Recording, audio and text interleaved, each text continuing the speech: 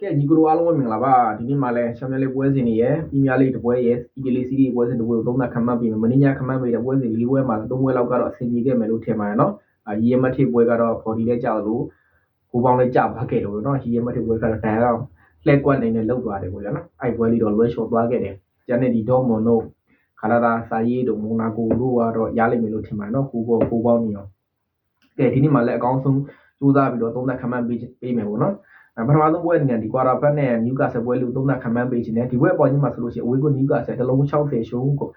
ကိုပေါင်းကြီးမှာက3လုံးတည်ဆိုပြီးတော့ပေးနေတာတွေ့ရတယ် quarter back ဆိုတာကကျွန်တော်အသာပိုင်ချန်ကလပ်အသင်းတစ်သင်းပေါ့နော်သူ့ရဲ့လိမ့်မှာဆိုလို့ရှိရင်တော့အဆင့်2မှာရှိတယ်သူ့ရဲ့ဒီ Champion League ဖြတ်သန်းလာတဲ့လမ်းကြောင်းတစ်ခုကြည့်မှာဆိုလို့သူကအင်္ဂလန်ဆွမ်းဆောင်ရည်အနေနဲ့ Champion League ၄ပွဲကထားမှာ2ပွဲနိုင်တပွဲတည်တပွဲရှုံးတယ်သူနိုင်ခဲ့တဲ့ဒီ2ပွဲကကျတော့ဒီ Frankfurt ကို 3-2 နဲ့နိုင်တယ်ဒီ Copenhagen ကိုအင်္ဂလန်မှာပဲ 2-0 နဲ့နိုင်ပြီးတော့သူရှုံးတဲ့ပွဲတစ်ပွဲကတော့ A ချက်ကို 2-4 နဲ့ရှုံးတယ် A ချက်ကတော့ပွဲတစ်ပွဲက Chelsea ကို 2-2 နဲ့ပြီးကန်ထားတာတွေ့ရတယ်ပေါ့နော်အင်္ဂလန်လေးပွဲမှာ2ပွဲနိုင်တစ်ပွဲတည်တစ်ပွဲရှုံးဆိုတာ quarter back လို့အသင်းတစ်သင်းအနေနဲ့ဒါမဆိုးတဲ့ရလဒ်ထင်မှာပါတယ်ဗျာနော် Chelsea လို့အသင်းတော့ 2-2 နဲ့နိုင်ကန်ထားတယ် Frankfurt ကိုလည်း 3-2 နဲ့နိုင်ကန်ထားပြီးတော့ Copenhagen ကို 2-0 နဲ့နိုင်ကန်ထားတယ်ဒီကန်ထားတဲ့အင်္ဂလန်ကန်ထားတဲ့ Champions League ၄ပွဲမှာဆိုလို့ရှိရင်3ပွဲက4ဂိုးနဲ့အထက်ရှိပြီးတော့တစ်ပွဲပဲသူ2-0နဲ့ဂိုးအောက်ခဲ့တာကျွန်တော်တို့တွေ့ရတယ်เนาะတစ်ဖက်က Newcastle ရဲ့ဒီ Champions League အဝေးကွင်းဆွမ်းဆောင်ကြည့်မယ်ဆိုလို့ရှိရင်သူကဝေးကွင်းဆွမ်းဆောင်4ပွဲကန်ထားမှာတစ်ပွဲနိုင်2ပွဲစီတစ်ပွဲရှုံးထားတယ်သူနိုင်ထားတဲ့တစ်ပွဲကကျတော့မာဆေးကိုsorry စိတ်ကြိုက်လိုက်ကိုသူက 0-4 နဲ့နိုင်ကန်ထားတယ်ဗောနော်သူရှုံးခဲ့တဲ့ပွဲကတော့မာဆေးကို2-1နဲ့ရှုံးထားလို့တေကြတာ2ပွဲကတော့ဒီလီဗာပူးစီယုံ 2-2 PSG လို့အသင်းကို1-1နဲ့တေကန်ထားတာကိုကျွန်တော်တွေ့ရတယ် Newcastle အနေနဲ့ကဒီ Champions League မှာလည်းသူကဂိုးတွေလည်းပေးရတယ်လို့ဂိုးတွေလည်းရတယ်ဗျာနော် PSG လို့အသင်း1-1ကန်ထားပြီးတော့လီဗာပူးဆိုအသင်းကို2-2ကန်ထားတာ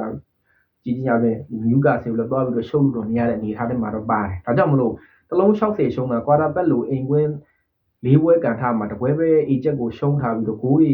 တော့ပေးထားတာမှန်တယ် Newcastle အနေနဲ့2ဂိုးပြတ်ကြီးနဲ့နိုင်ပါမလား Newcastle ကအထူးသဖြင့်အိမ်ကွင်းပွဲတွေမှာရလက်ကောင်းရအောင်လို့ရှိတယ် Champions League အိမ်ကွင်းမှာဆိုလို့သူဘာစီတစ်သင်းမှရှုံးထားတာနော်ကျန်တဲ့ Benfica ကို3-0 Viva ကို2-0 PSV Eindhoven ကို2-0ဆိုပြီးတော့ဒီလိုကလင်းရှိ3ပွဲနဲ့တပွဲပဲဘာစီကို1-2နဲ့ရှုံးထားတာကလွဲလို့ရှိရင်အိမ်ကွင်းမှာသူကအားဆိုင်ပြီးကန်နေဆိုတော့ Newcastle တွေ့ရတယ်ဒါကြောင့်မလို့အဝေးကွင်းမှာ Newcastle အနေနဲ့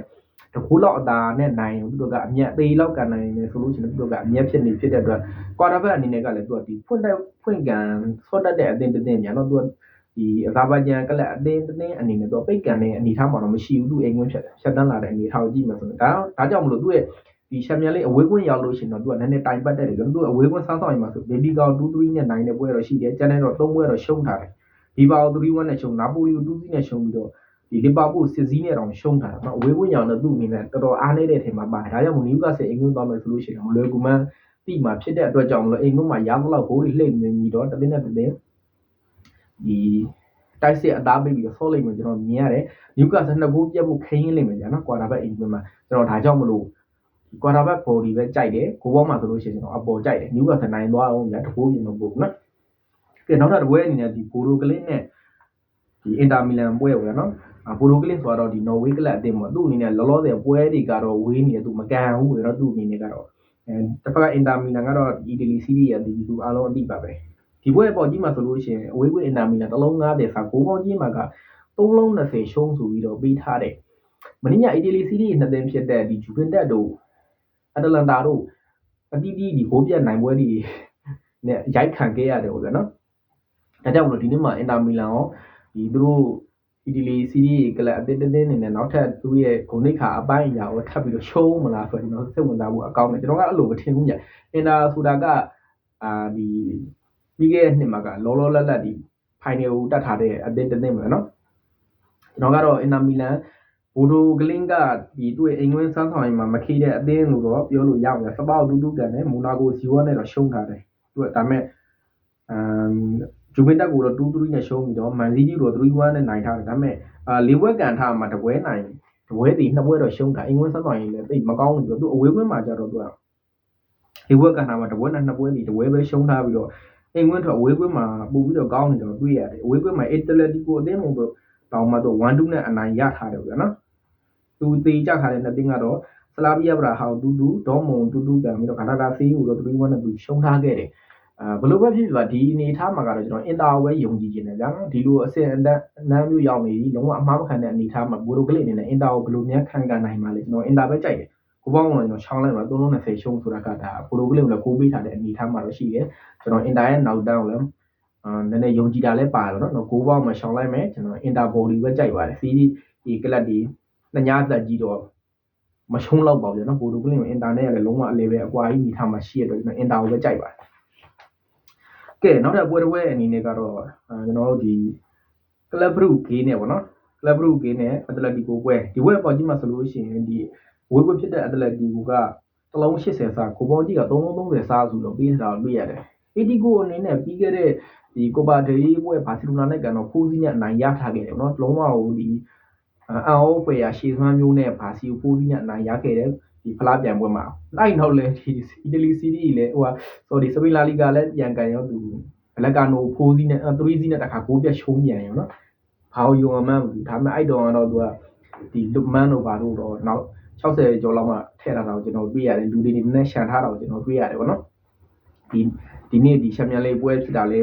ဲပါလို့ပေါ့နော်ဒါကြောင့်မလို့ဒီကလပ်ဘရုဂေးဆိုတဲ့အသင်းကကြတော့ဒီဘယ်ဂျီယန်ကလပ်အသင်းပေါ့သူ့ရဲ့လိပ်မှာဆိုလို့ရှိရင်အဆင့်3မှာရှိတယ်သူ့အနေနဲ့အပေါ်ကအဆင့်1အသင်းနဲ့ဆိုလို့ရှိရင်သူ့လိပ်မှာဆို3မှတ်ပဲကွာသေးတယ်သူ့အနေနဲ့အဲ့ဒါကိုပဲအောင်ဆိုင်မယ်လို့ပေါ့ကျွန်တော်ကတော့သုံးသက်ရှင်နေချန်ပီယံလိမှာတော့တက်နိုင်တော့မကောင်းဘူးကန်လိမ့်မယ်လုံးဝကြီးအောင်ဆိုင်မယ်လို့ကျွန်တော်မထင်တော့ဘူးဗျဒါကြောင့်မလို့အေဒီကိုအနေနဲ့ဒီဘက်မှာတလုံး80စားဆိုနိုင်ကြေးအနေနဲ့ကနည်းနည်းပျော်သေးရဆိုရင်ကျွန်တော်အေဒီကိုပဲကြိုက်ပါတယ်ဗျနော်ကိုပေါင်းကြေး330စားမှာကကြတော့1+3 ဘက်တော့ဖြစ်နေချန်ပီယံလိမှာအဲ့လိုတွေတွတ်တွက်လို့တော့မရဘူးဂိုးပေါ်ပဲကြိုက်တယ်ဗျနော်ဒီကလပ်ဘရုဂေးရဲ့အိမ်ဝင်ဆန်းဆောင်ကြည့်မှဆိုလို့ရှိရင်သူကဒီ၄ပွဲကန်ထားမှာ2ပွဲနိုင်1ပွဲသေ1ပွဲရှုံးတာသူနိုင်ခဲ့တဲ့2ပွဲကကျတော့မိုနာကို4-1နဲ့နိုင်တယ်ဒီမာဆီလိုအသင်းကို3-0နဲ့နိုင်တယ်သူရှုံးခဲ့တဲ့အသင်းကတော့အာဆင်နယ်ကို0-3နဲ့ရှုံးတယ်ဒီဘာစီလိုနာကို3-3နဲ့သေကြတယ်အဲ့၄ပွဲလုံးမှာဂိုးတွေနော်ဂိုးတွေအကုန်လုံးပေါ်ထားတယ်3-3နဲ့အထက်မှာကြည့်ပဲဒီအက်တလက်တီကိုရဲ့အဝေးကွင်းချန်ပီယံလိဝေးကွင်းဆန်းဆောင်ကြည့်မှဆိုလို့ရှိရင်လီဗာပူး3-2နဲ့ရှုံးတယ်အာဆင်နယ်ကို4-0နဲ့ရှုံးတယ်ဒီ PSV ဟန်နိုဗာကို2-3နဲ့ဝေးကွင်းမှာနိုင်ပြီးတော့ဂလာဂါစီကို1-1သေပဲကန်ထားတာဝေးကွင်းဆန်းဆောင်အေဒီကိုအသင်းအနေနဲ့ချန်ပီယံလိမှာဝေးကွင်းဆန်းဆောင်မကောင်းဘူးဆိုတော့ကျွန်တော်တို့တွေ့ရတယ်ဘယ်လိုပဲဖြစ်နေပါစေကျွန်တော်တို့ဒီနေ့မှာကတော့အက်တလက်တီကိုအနေနဲ့ဝေးကွင်းမှာအနိုင်ပွဲရောက်သွားလိမ့်မယ်လို့တော့ထင်ပါတယ်เนาะဒီလိုအစင်တန်းမျိုးမှာတော့အမှားခံနိုင်မယ်လို့ကျွန်တော်မထင်ဘူးဂိုးပေါင်းကြီးကိုတော့330စားမှာတော့နော်ဂိုးပေါ်ပဲနေရမှာပဲဗျာနော်ကလပ်ဘူးလေးအိမ်ဝင်ကလည်းဂိုးရဖို့ရှိတယ်အက်တလက်တီကိုတိုက်စစ်ကလည်း Everton တို့ Sport တို့ကလည်းဂိုးရဖို့ရှိပါတယ်ကျွန်တော်ဂိုးပေါ်ကြိုက်ပါတယ်ကဲနောက်တစ်ပွဲအနေနဲ့အိုလံပီယာကော့နဲ့ဒီလီဗာပူးဆန်ဒီနေ့တစ်ခါပြန်တွေ့ပြီး Blue State မှာတော့သူတို့နှစ်သင်းတွေ့တယ်အိုလံပီယာကော့အိမ်ဝင်မှာပဲလီဗာပူးဆန်အနေနဲ့2-0နဲ့ရှုံးခဲ့တယ်ပေါ့နော်အိုလံပီယာကော့ဆိုတာကတော့ဒီဂရိအသင်းများသူ့လိမ့်မှာတော့အဆင့်2မှာရှိတယ်လီဗာပူးဆန်ကတော့ဒီဘွန်ဒက်လီဂါအသင်းမှာသူကတော့အဆင့်6မှာတော့ရပ်တည်နေတယ်ပေါ့ဗျာနော်ဒီကြည့်ရပေါ့ဒီနှစ်သင်းရပေါ့ကြည့်မှာဆိုလို့ရှိရင်ပထမအကြော့မှာတွေ့တော့ဒီလီဗာပူးဆန်ကပြန်ပေးထားတာ level 80ရှုံးတော့ပေးထားတယ်ခုကျတော့အိုလံပီယာကော့ကတခါခေါင်းပြန်ထွက်ထားတယ်နော် level 10ရှုံးဂိုးပေါင်းကြီးမှာက390စားဆိုပြီးတော့ပေးစတာကိုတွေ့ရတယ်အဲ့မှာပထမအကြော့မှာ2စီးနဲ့နိုင်ရထားတဲ့အသင်းကဒါကြေးပြန်ပေါက်ထားကတော့ဒါဖြစ်တဲ့နဲ့ဒီကြေးဖွင့်လှစ်မှုမျိုးလို့သုံးသက်လို့ရတယ်ဆိုတော့ဒါပေမဲ့လိမ့်အစင်တန်းအရာကဂရီးနဲ့ဘွန်ဒလီဂါတွေကတော့ကွာခြားချက်တော့ရှိတာပေါ့နော်လီဗာပူးဆန်နိုင်မယ်ဆိုလို့ရှိရင်တော့နည်းနည်းပြားပြန်ထွက်တင်တာပေါ့ဘယ်လိုပဲဖြစ်သွားကျွန်တော်ဒီတစ်ခေါက်မှာလီဗာပူးဆန်မရှုံးတော့ဘူးလို့ကျွန်တော်ကတော့သုံးသပ်မိတယ်ဒါကြောင့်မလို့ကျွန်တော်လီဗာပူးဆန်ပဲကြိုက်တယ်ပြီးခဲ့တဲ့ပွဲတော့လီဗာပူးဆန်နဲ့ရှုံးမဲ့တာရှုံးတော့သူ့နဲ့ဒီဂိုးကန်သွင်းချစ်တွေရောရှေ့သွားအရာလည်းအတားကြီးပါဗျာနော်လီဗာပူးဆန်ကြိုက်တယ်ဂိုးပေါင်းကြီး390စားမှာကတော့လောလောဆယ်ကြည့်ရတော့မနေရဲသေးဘူးတော့လီဗာပူးဆန်ဘော်ဒီပဲကြိုက်လီဗာပူးဆန်မရှုံးဘူးညာနော်ဒီတော့ဒီတစ်ခေါက်တော့အနိုင်ကန်ဒီလောက်ထိထိန်းကန်နိုင်လိမ့်မယ်လို့ကျွန်တော်ကတော့ထင်ပါတယ်နော်ကဲနောက်ထပ်ပြင်းပြလေးပွဲစဉ်တစ်ပွဲဖြစ်တဲ့ဒီကျွန်တော်ဒီဟူဘာနာနဲ့ကျွန်တော်ရဲ့ချီရတော့အာဆင်နယ်နဲ့တွေ့ရပေါ့နော်ဒီदिनပေါ်ကြီးမှာဆိုလို့ရှိရင်ဝေးဝင်အာဆင်နယ်ကနှလုံး90စားဂိုးပေါင်းကြီးမှာက3လုံး90စားပြီးပေးတော့တွေ့ရတယ်ပထမကြော့အာဆင်နယ်အင်္ဂလိပ်မှာပေးနှုန်းကဒီနှလုံး90စား60စားပေါ့နော်အခုမှဒီပြ30လောက်ကြီးအနေနဲ့ကြာသွားတာကိုကျွန်တော်တို့တွေ့ရတယ်ဒါကတော့ပထမကြော့မှာ2-1အနေနဲ့2-1နဲ့အာဆင်နယ်ကအနိုင်ရခဲ့တယ်ဒါမှကြီးလဲရှုံးတယ်ပေါ့နော်ဒါကြောင့်မလို့ဒီနေ့ကြီးကနည်းနည်းလေး30လောက်ကျသွားတယ်လို့ကျွန်တော်ကတော့ထင်ပါတယ်ဘယ်လိုပဲဖြစ်ဖြစ်ပါဟူဘာပထမကြော့မှာကြီးမအောင်တဲ့အာဆင်နယ်ကအဝေးကွင်းဟူဘာနန်လုံးအင်္ဂလိပ်မှာနှလုံး90လောက်တခါပြန်ပေးနေတဲ့အနေထားမှာကြီးနေပျော်သေးတယ်ဆိုမျိုးလို့ကျွန်တော်အာဆင်နယ်ပဲနေရမှာပဲဘာလို့လဲဆိုလို့ရှိရင်မန်စီးတီးကို pressure ဖိအားပေးဖို့အနေလို့ဆိုရင်အာဆင်နယ်အနေနဲ့ဒီပွဲမှာလုံးဝအနိုင်ကန်ထားဖို့ကလိုအပ်တယ်ပဲเนาะဒီ ဘလူပဲဖြစ်ဖြစ်မောင်းတင်ပြီးတော့ဆော့လာမဲ့ပွဲတစ်ပွဲလို့ကျွန်တော်ကတော့သုံးသပ်ရှင်တယ်အဲ့ဒါမှလည်းမန်စီးနဲ့နယူကာဆယ်နဲ့တွေ့နေတဲ့အချိန်မှာဖိအားပေးထားရလဲရောက်မယ်ပေါ့နော်တစ်ဖက်ကဟူဘာနန်ကြတော့လုံးဝတန်းထင်းသွားပြီလို့ပြောလို့ရတယ်ဒီပြက်9မှတ်ပဲရပြီပေါ့နော်ဒါကြောင့်မလို့ကျွန်တော်ကတော့အာဆင်နယ်ကိုပဲယုံကြည်ခြင်းနဲ့ဒီနေ့မှာအာဆင်နယ်အနေနဲ့Z2အလုံးလုံး Z3 လောက်ပဲအာဆင်နယ်တစ်ဖက်ထဲပဲသွင်းမဲ့9တွေလို့ပဲကျွန်တော်မျှမှန်းကြည့်နေတယ်ပေါ့နော်ကိုပေါင်းသေးကိုတော့ရှောင်းညင်ပါတယ်ဗျနော်နှလုံး90စာ3လုံး50စာအာဆင်နယ်တစ်ဖက်ထဲသွင်းမဲ့ပုံစံမျိုးပေးထားတာတဲ့နောက်ထပ် Italy Serie ပွဲစဉ်တစ်ပွဲဖြစ်တဲ့ဒီ AC Milan နဲ့ဒီကိုမိုအသင်းပေါ့နော်ဒီပွဲအပေါ်ကြီးမှာဆိုလို့ရှိရင် Asian AC Milan က level 40ရှုံးကိုပေါင်းကြီးမှာနှလုံး80ရှုံးပြီးပေးထားတာတွေ့ရတယ် AC Milan ဆိုတာကတော့အဆင့်2မှာပြောနော်ဒီတပွဲရောနဲ့အထိတ်ဆုံး Inter Milan နဲ့10မှတ်กว่าဟာနေဒီပွဲနိုင်တော့9မှတ်ထပ်กว่าမှာဟုတ်တယ်လိုင်းနဲ့ Inter လဲ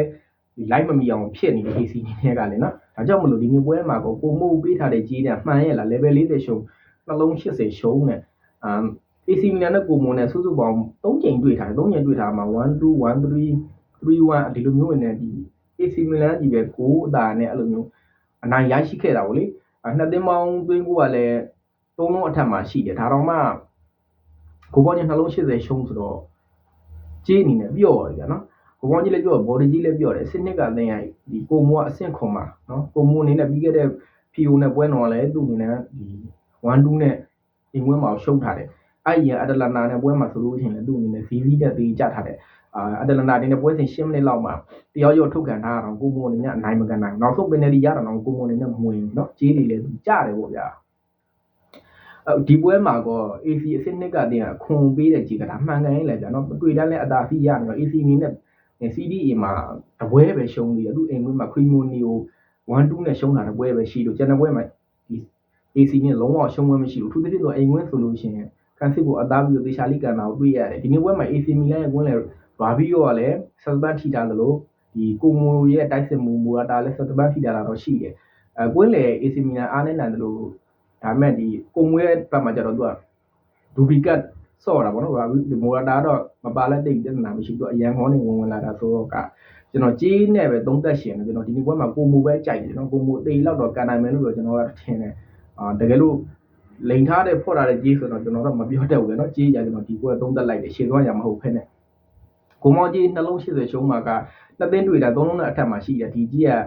ပြော့တယ်လို့ပြောလို့ရမှာဒါကြောင့်မလို့ကျွန်တော်ကတော့ဂိုးအောက်ကိုပဲကြိုက်ပါတယ်เนาะကျွန်တော်ကိုမိုနဲ့ဂိုးအောက်ကိုကြိုက်တော့ဇွန်အောက်ကြိုက်တယ်ကဲ